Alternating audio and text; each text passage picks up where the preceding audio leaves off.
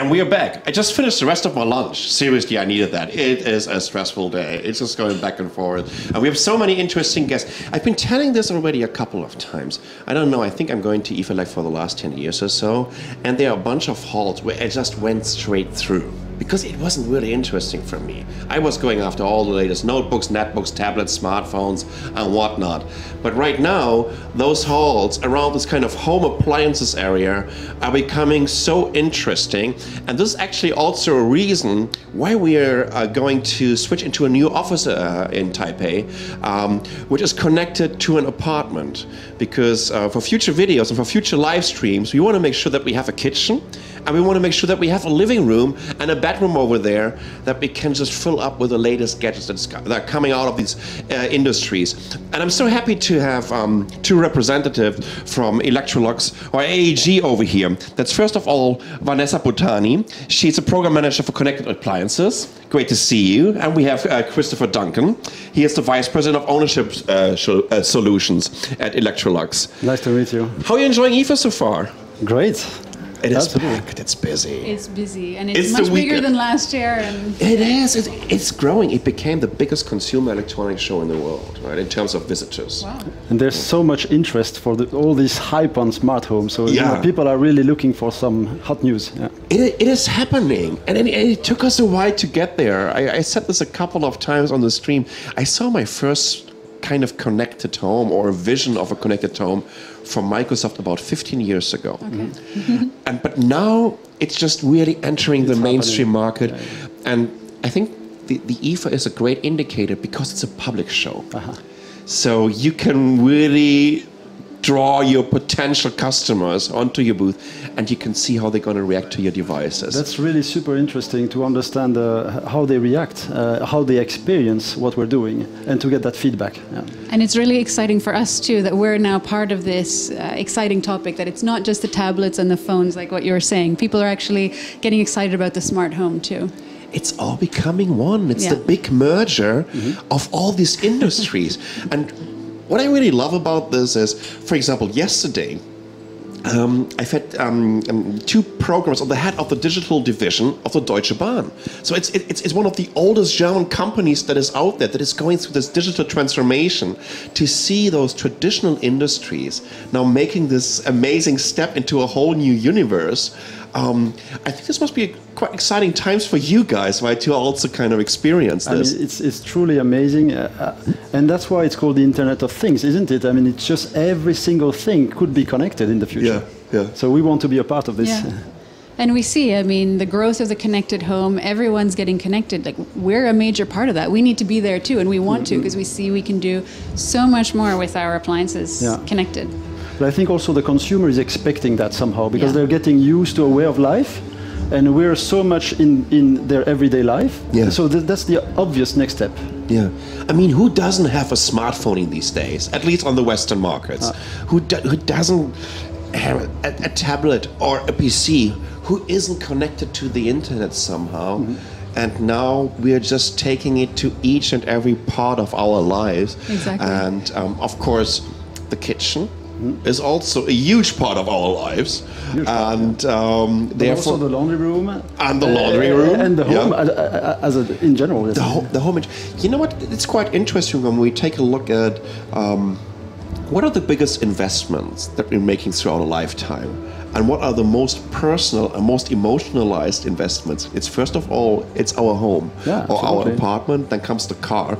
Then, by the way, it's already the smartphone, because it's such a personal device, right? Yeah. But the home, it starts with the home, the way we customize it. I mean, it's a reflection of ourselves, but it's also taking so much, I mean, it's so important in our everyday routines. I mean, it's so much important in the way we're living our lives today. Yeah. But I mean, look at, all the pictures that we post. What is it that most of my family sends me? Oh, we made this for dinner last night. Oh, look what we had for breakfast. Oh, here's my daughter, making or eating dinner or cooking or something like that. Like, it's so much centered around what we're doing in the kitchen, and it's becoming such a social part of our life. So let's talk a little bit about what happened in the last 12 months. I remember last year we've had one of your representatives talking about a connected steam cooker, and there was something really magical happening. Because I'm constantly monitoring the chat, the people that are watching us, And I said right before the break, oh, and by the way, next topic is going to be a connected steam cooker. And they were just laughing. I said, oh my God, what's going to happen here? And he was absolutely amazing the way he explained it. And after 20 minutes, everyone in the chat wanted to get one of these connected steam cookers, right? Because for the very first time, actually a very tech-savvy audience was kind of getting what's happening there. It's almost like a clash of culture. On the one side, you have this very, very geeky people that grew up with technology, and now for the very first time, they realize that very traditional industries are coming into their world. And like on the other side, you have a very, very maybe not so geeky audience that is all of a sudden realizing how this industry is changing and just how this is going to technologize them. Exactly. But it crosses everything, right? It's not just the geeks who like cooking, and it's not just the non-geeks who like cooking either. Everybody, not everybody, but most people like cooking, right? And now you can actually do it because now the oven is coming. But on the market. And I think it's important to look at the journey of the last year, like you're saying, because not only we're committed to connect most of our appliances in the future, but it's especially how to connect and for what reason and how to make it relevant. Because we are very much a consumer-centric company. So at the end of the day, it's all about making innovations relevant for the consumers. If it's just putting a chip in an appliance for the sake of it, it will not fly. Right. Yeah. It's using the technology to make the appliance better, so making what you do with the appliance better, more fun, more exciting. And just to let you know, if you guys have any questions, I mean, we have 2 chats running. The one is on the Twitch channel. The other one is on mobilegeeks.de/techlounge. And we have our one representative from AEG in the Mobile Geeks chat. Feel free to ask any questions. I try to pick it up. I don't want to be rude to Vanessa or Duncan when I'm looking at my notebook, right, while they're talking to me. It is just because I'm monitoring the chat and I want to see if you have any questions so we can embed and implement this into our talk here. So, well, let's talk about what's new with you guys. So what happened in terms of your portfolio? Are there any new products that you're showcasing here for the very first time, and what is the feedback? I think we'll take a look at the brand new My AEG app. But before that, I would like to say that we've started working differently also. So this ownership solutions department that we created within Electrolux is really about creating this best-in-class consumer experience. And thinking about connectivity as one of the enablers, but especially thinking about making it relevant for them. So that's really an important point. But probably I can show you our baby. We're really very proud to show you the My AEG app. So basically, with the app, as you can see, it will be a connection point between the consumer and all the appliances in their home at the end of the day. Because we're looking for the kitchen, we're talking about enhancing taste. We're looking for the laundry room, we're talking about care. And we're looking for also air conditioning and water management system. This is what we talk about, what is well-being. So everything will be managed through one single app. And there I just chose the taste entry point. And when you're in the world of taste, it's really about getting inspiration about recipes, first of all, because what should I cook tonight? What type of ingredients do I have? So the first point, obviously, is to look at a recipe wizard, where basically, depending on a number of filters, on things that you have at home, I don't know, certain types of diets, for example, you select a recipe. And then obviously you have the recipe in front of you, and then let's just start cooking, and then it's just a step-by-step description of how to do the cooking. And I think the connection point to the appliance now is that then I will not push on this button, but you can actually translate the recipe into cooking instruction for your oven. And that's for the specific oven that you have, so it knows. The specific oven that you have. So it knows exactly what settings you can use, how much steam you've got, and that kind of stuff. So you know it's going to turn out the best way it can. Exactly. And of course, it fits perfectly or embeds perfectly into your portfolio. You know, if you have AEG and Electrolux products. Yeah, I mean we're starting in the first quarter of 2016 with the very high-end product, which is our premium steam oven, Pro Combi Plus. And there it's really how to become a chef, I would like to say, because it's about these really techniques that were used only by cooks, by chefs, like the steam, like the sous vide, and being able now to experience that in your home and to offer that to your host. So that's really what we would like to give to our consumers. But even if you're not the best chef, you can feel comfortable knowing that this app is going to guide me through, tell me how to do it, set everything up, so I can feel like I'm a great chef, even if maybe I'm not the best chef, actually. Yeah. I think you guys also have a little video, right? Yes. So we'd like to show that. Just going to ask the guys in the background.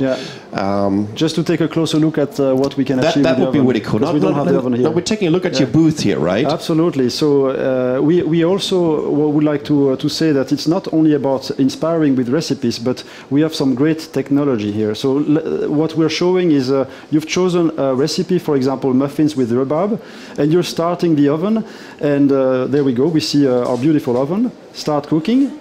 And then we have this great function, which is this cook view camera, where you can, while you are entertaining your guest at home, you can actually check real time the cooking of the muffins.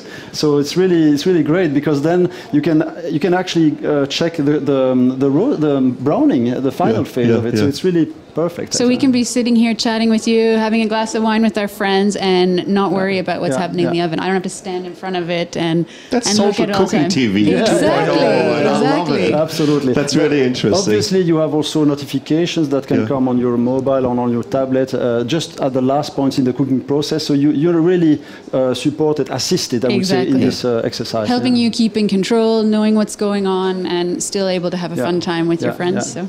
Fantastic. So there's so much. I mean, there's much more, of course, to say. We do a lot of information sharing, tutorials, how to be inspired. There is a lot of opportunities of social media. So how do people cook, and then sharing.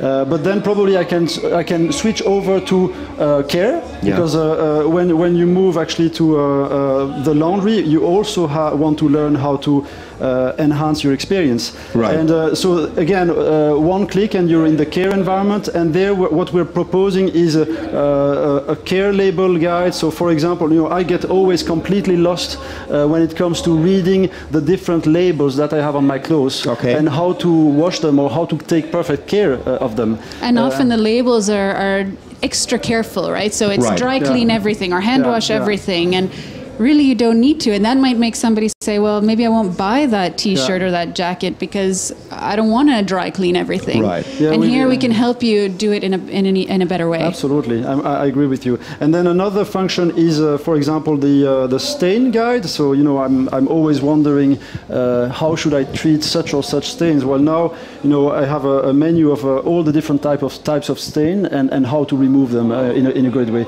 And these are just a few examples on what we can do with this, but it's going to be so rich. That's why I was talking about this product ownership experience, how to make it really a great experience for the consumer. It turns out to become a little bit of a central control unit for everything that goes on in my home, or at least I have the chance to and the overall system looks very modular, right? So that I don't need to buy everything right away, so I can just go step by step. Absolutely. When you get the product, then you can enable it in the app, and then you can start interacting with it in the app. But if you don't have it, then there's all kinds of other content anyways that you can still use. That applies to all of your older, perhaps not connected products. And I can probably also simply cover the services area, where we obviously, it's not only about enriching the experience of the cooking or the laundry laundry, giving information, but also here you have a web shop, so you can basically buy some accessories or some consumables that will really make this experience better. You can look at your warranty, you can extend it if you want. I mean, there are so many opportunities of things you can do with this as a consumer. Now you're really, as a consumer, you're in control, exactly. I would say, and you have a much more rich experience with all your appliances. And I'm pretty sure it also helps you to reach out to your customers, to get feedback from your customers, yes. to get to know more about them, how they're using devices, For sure. which is so crucial for the development of future products. Absolutely. I mean, as we said before, it's about making relevant innovation, and we've been working for a long time now on consumer insights. I mean, if you think about the history of Electrolux, we were selling door-to-door vacuum cleaners. Right. Almost 1 century ago, and that's really in our DNA, because how can you better have a feedback from consumers than actually knocking on their door and presenting them an innovation, and then they tell you, you know what, this I like, this I don't like, and then you can. So now it's about really pushing that. With this, we have obviously, if and when consumers will be able to share with us some data about them, about their product usage, then we learn much more. We can customize the offer, and we can basically turn this into, again, brilliant innovation for them. And I think also from the consumer perspective, it kind of turns things around. Like all of a sudden now I can get much more out of my product, right? I can understand better how to use things. I don't have to read the whole manual. I don't have to call the service. There's so much that's right here that just makes things a lot easier. And based on how I'm using it, maybe I'll get more tips and tricks about good things to do. So it's, I think it just makes it more fun and easier. Yeah. I mean, if I can summarize, I mean, there are 5 benefits. I mean, control. So the consumer can really have this remote controlling and always in control. It's about usability. Yeah. So now we are not limited to the white box. If I can say, we have an extended user interface. It's about customization, because now we're really adapting to their needs. It's about sustainability, isn't it? Because absolutely. Because even things like we've launched an air conditioner in North America that you can set on a schedule, so it turns off when you're not there, but if you change your plans and you're coming home earlier or later, you can schedule it remotely when you're not there, and continue to save energy and not waste money and energy that you don't need to. Because I have 3 air conditioners. Exactly. No, but this is again, and then the last one is obviously services. Any type of services that can enhance this product ownership experience. So anything from us being able to say, oh, we can see now you've been using this air conditioner for X number of hours. Maybe you should run a service on it, or the filter in your washing machine is clogged. Take a look at it, or hey, maybe we need to send a service guy out because we see that's going to break soon. Huge advantage. Yeah. We think that's going to be really helpful. Not taking people's time when they don't need it. Sitting at home and waiting for the service guy to come. Really do it when you need it. I like what you said before. Relevant innovation. Yeah, that's key. And innovations that are happening in our home are very, very relevant for our lives. Because, I mean, we probably spent like 2/3 of our lives in our homes, right? So whether we're sleeping or whether we're just, coming back from work, and we're eating, we have breakfast, we have dinner, or we have lunch, and we're staying, especially over the weekend, it's almost like for 48 hours in our home, and we just don't really, especially this precious time that you want to spend with your loved ones, right? And when you want to relax and recharge your batteries, you don't want to get annoyed by things that you don't want to take care of, right? And that are complicated for you to use. And to have the chance to monitor things, to have the chance to kind of maybe avoid problems with them, because I can take care of it. Absolutely. And plus I know more about what's happening in my home. I think it's absolutely amazing and really smart how you position yourself now with your app. I love the modular idea that this is like one central unit for your home, and that I can just add additional value to it by whether it's going to be my AC, whether it's going to be something that I'm adding in my kitchen, or getting a new laundry machine, right? It just all gets together. That's the beauty with being a home appliance manufacturer. We cover so many appliances in the house, but it goes further, Vanessa. No, don't you want to say, because it's really about more than this? Absolutely. I mean, we are one player, right, and we make appliances for the home, but we see as part of the home, there's so many other products that you have that you want to interact with as well. Right. So we've joined the All Scene Alliance, which you may have heard of, which is a big alliance with tons of members growing all the time, where we're all trying to get our products to speak the same language so that all the products can talk to each other and then can interact, and then we can make things even better. Yeah. So actually, if I put in a little plug there, if you come to our booth, we've set up a connected home, and we tried to portray sort of a day in the life of a family in a connected home, and how could that work? And then we see how you would interact with maybe your LifeX light bulbs, and then your oven and your air conditioner, or all kinds of different products from other partners, not just ourselves. Yeah. So the TV and the phone and I like that. all these kinds of things. Because the dream is to have an open source language, a universal language between all appliances. This is what Electrolux believes in, to really have, the whole experience for the consumer at the end of the day. And that's what it comes back to, is that ease for the consumer, interesting, fun for the consumer. So if we play in our own little box, it's going to just make it more complicated. That's why we want to open up. This is why it never really took off in the last years, right? Because you've had to get everything from one company, which is quite expensive, especially the way they try to position themselves on the market. Especially Asian companies, the way they wanted to support the smart home idea was just, you need to get our whole line, our whole series, otherwise it's not going to work. It is about standards, it's about open source, having open APIs, having the chance to talk to and to connect to even the devices from your competitors. Because actually, if your product can talk to a product of your competitor, it helps the both of them. Yeah, exactly. We have to create a win-win. I mean, we really have to create a win-win-win. Yeah, absolutely. And for the consumer, that's so key that they have a simple life at the end of the day. So that's the key. And ultimately, the consumer decides, right? So we have to do the best we can to meet their needs, right? And hopefully we do that. Okay, so we have to go back into a little break, because we are adding someone who is running a huge portal here in Germany about smart homes. It's going to be Frank Kreif. He's going to join us here for our little panel and discussion. So we're going into the timetable just for 30 seconds, 40 seconds or so. Quickly getting Frank in here, and then we're going to be back, and then we're going to talk about the future of the smart homes.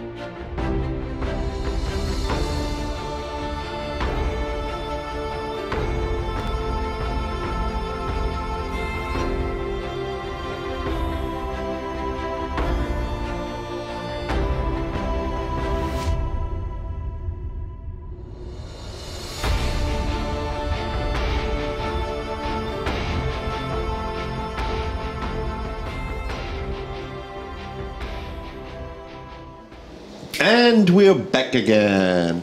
That was quick. I think that was less than a minute. Well, I hope so. Anyways, we have Frank Kreif over here. He's running a huge portal here in Germany. It's called smarthomes.de.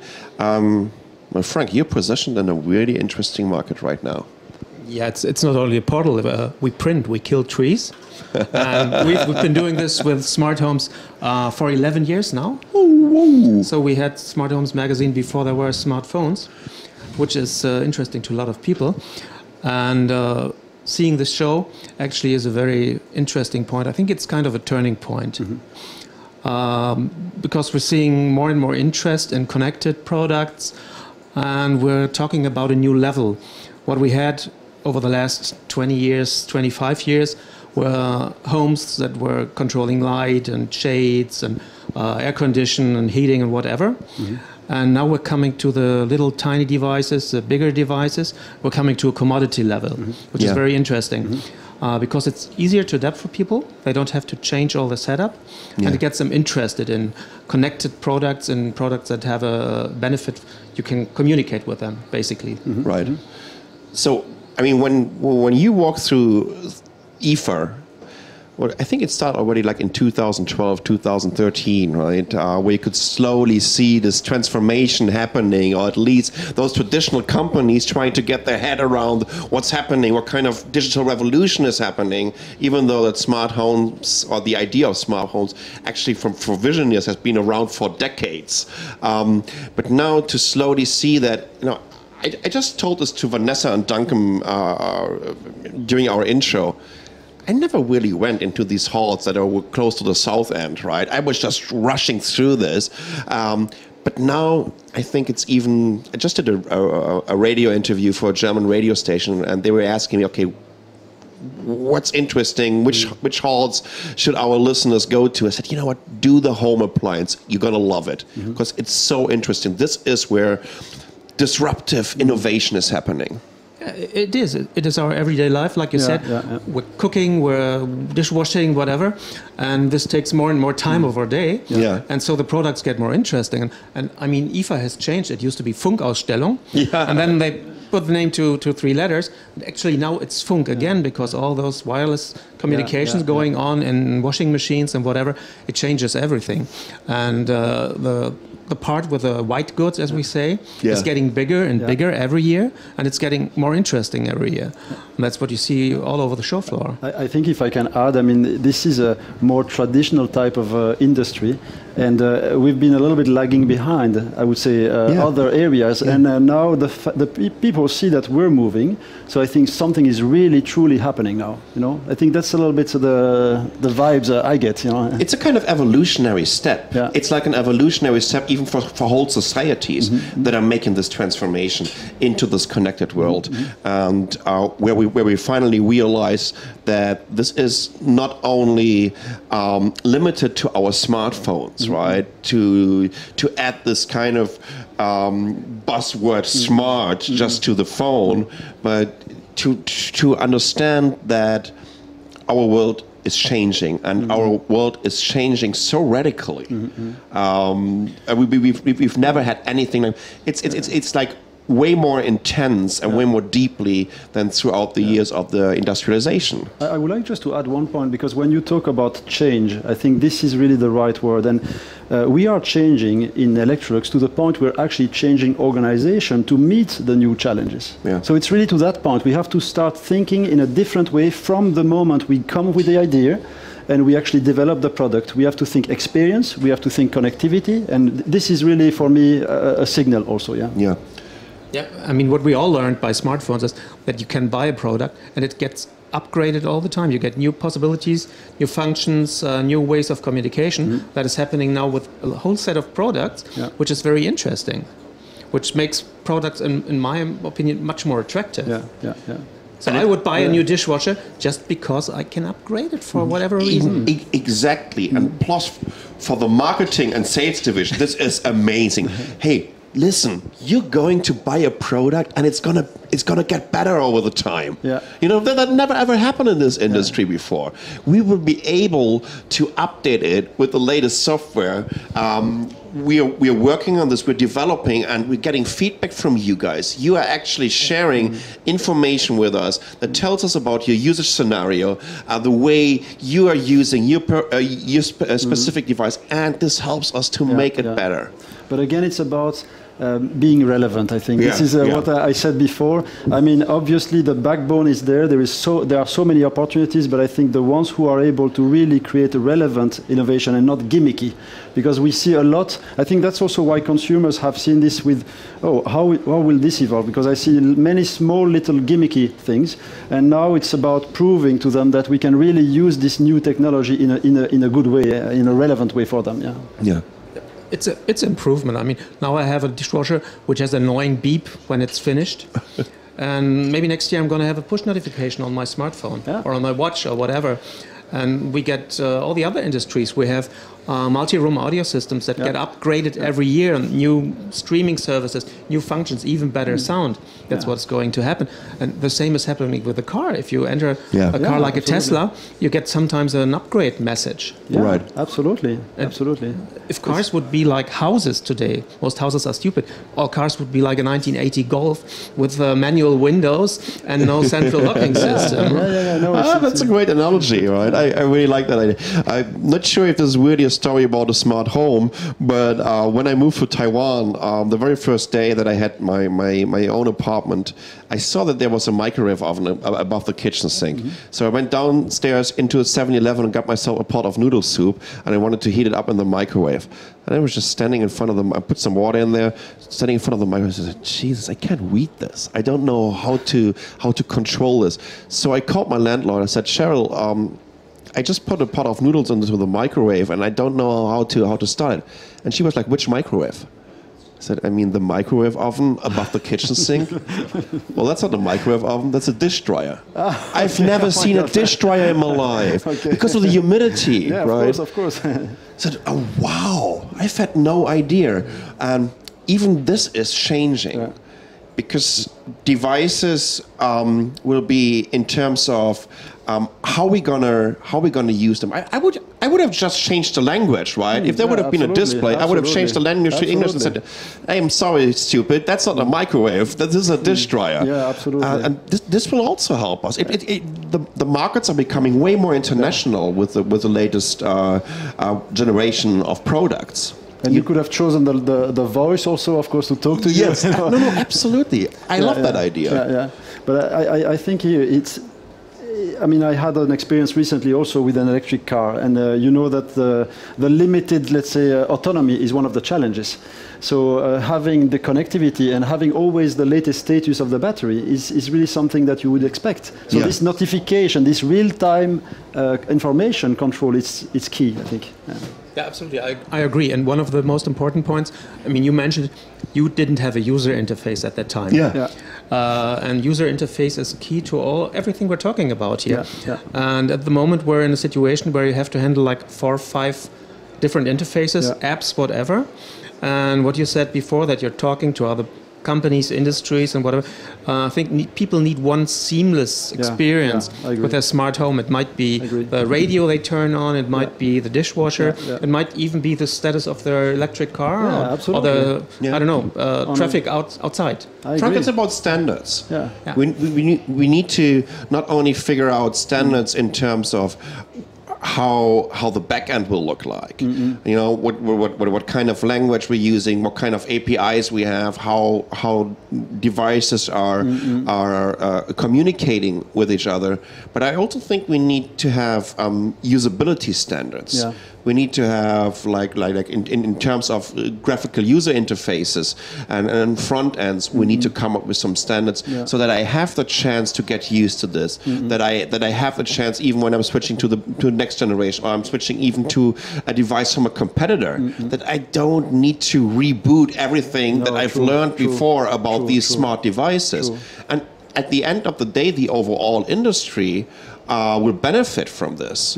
If I'm setting these standards, and you know, there's a reason why when we look at smartphones in these days, right, they're basically all the same. At the end of the day, it is about a grid of icons. And everyone can use a smartphone or a tablet right away. There's a reason why a car has 4 wheels and then seats and a steering wheel, right? And all the control, like the pedals and everything that you need, right? And like the way they are arranged. These are standards, and this is going to be very, very crucial for this industry. And that's why I talked about 2 steps. I mean, we're taking a first step where we have one app for all appliances that we can control. That's the first step, I would say. But I think the future step is probably one dashboard in the home for all appliances, for example. And that's what Allseen, or something like Allseen, some alliance like Allseen can give us, because then if it's open source, then suddenly if the door of your fridge remains open, your lights will start blinking, you know, and you have configured that, you know, that's a little bit the challenge in front of us, I think. And you don't even need to worry about this. It will just happen from scratch, right? Even though these might be devices and platforms from 2 different manufacturers. But this is going to be a standard then. It gets even better because there's a whole new industry out there that could just be designing user interfaces for different tastes, different styles, whatever. You have the same basic product, the same technology, but you have a different interface suited to your taste or your surroundings, which makes it way more interesting. Theming. I like this a lot. I mean, it's like when you put your password. Some people prefer to type the numbers, and some people like to slide. Okay, these are two different ways of interacting. So you should be able to do this also with products. Or with your fingerprint, or with your face, like biometric ways of voice. It's going to happen. But I love the idea of theming interfaces, because and you know what, there's a huge industry for the last 20 years about ringtones. Why shouldn't I be able to have different tones, very, very personalized sounds, a soundboard for my appliances? Absolutely. And even when I have to pay for it, that would be even better for you guys, because then you're kind of creating a kind of app store or like an additional market, software or data market for you, where I can upgrade my devices. If people have a smart home, they tend to show it to their friends and visitors. Absolutely. And if you have a personalized experience visually and by sounds as well, it gets so interesting. Yes, it's really, I mean, that's why I talked about consumer experience. For me, it's really, this is so much important to look beyond the product, really extend this to the experience. Also, for example, we're working more and more with external partners. So imagine the laundry, we're working with Procter & Gamble, because we don't want to look only about the laundry process, but we want to have the total experience, including the detergents. How do we to make sure that the people have understand how to take care of their clothes? It's about the total holistic experience. So what's next for this market? What is if you would just look into this huge crystal ball of how it's going to develop? I mean, the IFA is already a good indicator each and every year, right before the holiday season, right, to see what the industry is working on and what's coming to the market. But what do you think, Frank? What is going to be the next killer application? What is going to be the killer application actually that makes, you know, each and every customer out there? I mean, somehow we all have a house or apartment, right? Yeah, I think that's the point. The IFA is the show, or one of the shows globally, concerning everything you can retrofit in your house. Yeah. You put it in a socket, or you have batteries in it, whatever. Houses normally have some stuff built in. Right. And there we have two industries. And actually, they should talk together a lot more, because you want some things, there's a basic functionality, has to be absolutely safe. If you turn on the switch, the light has to go on. If you want the shades down or up, they have to move immediately without consulting the internet first. And those brands, those companies have to talk to all those here on the show floor, showing the new way, the new level of commodity and interesting communications. So actually it's about standards, it's about interfaces, communication. And if I add a new product, it might be a radio, it might be a dishwasher to my home, it just automatically show up in my home control. And say, hey, you have something very new, very fantastic, and has the following features, and you can handle it like this. I think that is going to be the killer feature, because we have too many brands, too many standards, and people out there, consumers, don't care for brands and standards in that way. They don't want to know if it's Zigbee or Z-Wave or Enotion or whatever. They want an experience, smooth, seamless. I think they care for brands, but they want a seamless experience. That's what I would say. The communication brands. For sure.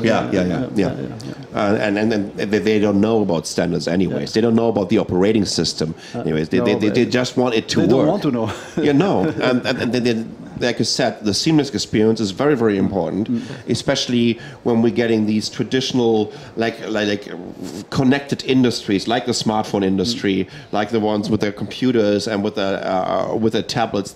They are already quite savvy when it comes to this kind of technology.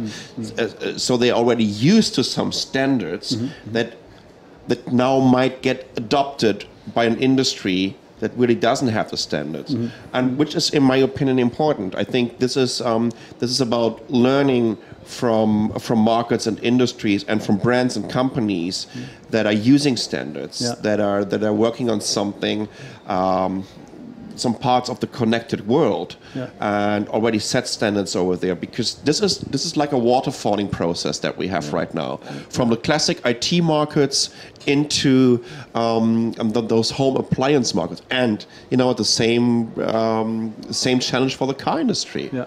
Right? Absolutely. It's quite interesting to see that. It's how this is developing next to each other. Yeah, and you wouldn't go and place a Raspberry Pi in your car and hope it controls it. So you trust the brand building the car. And you want a lot of experience, a lot of comfort in that car.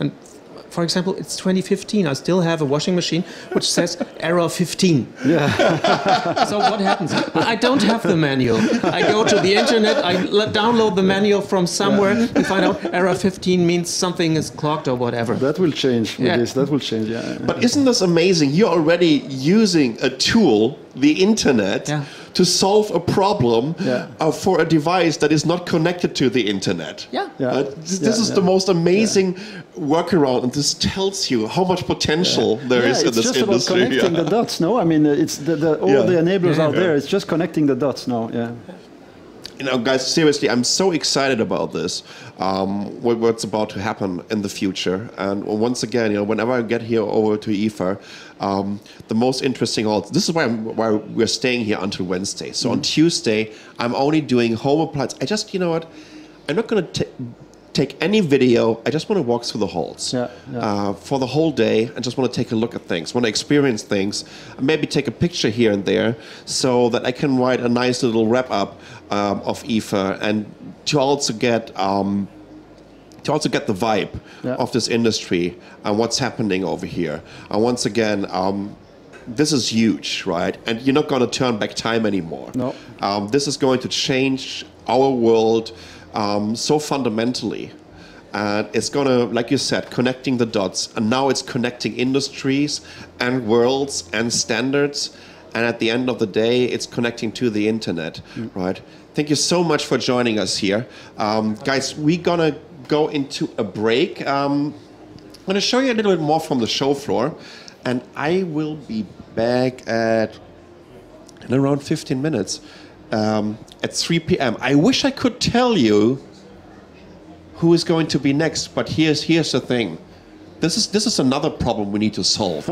We need to have wireless charging. I totally forgot to hook up my laptop, and now after 6 hours, it just died on me. Right? So I have no idea, see? Now I'm disconnected in a connected world. Those are the real first world problems. But anyways, we're going to be back at 3 p.m. and I'm sure it's going to be exciting. I think it might be Ken Hong from LG, a global communication manager. Ken is a rock star. So it's going to be fun, yeah? I see you soon. Thank you. Thank you.